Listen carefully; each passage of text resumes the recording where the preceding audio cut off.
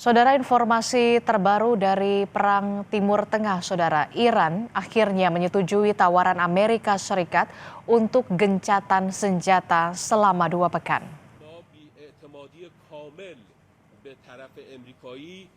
Kesepakatan gencatan senjata ini diumumkan oleh media pemerintah Iran. Disampaikan bahwa negosiasi ini penuh ketidakpercayaan terhadap pihak Amerika akan dimulai di Islamabad, Pakistan pada hari Jumat 10 April, Saudara.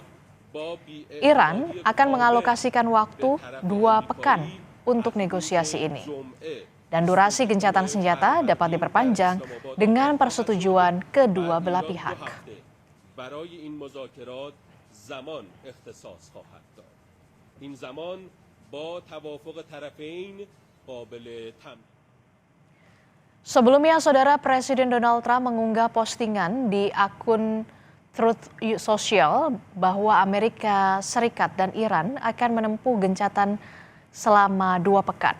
Trump mengklaim Iran setuju untuk segera membuka Selat Hormuz, sehingga dirinya menunda serangan besar-besaran ke Iran dalam 2 pekan.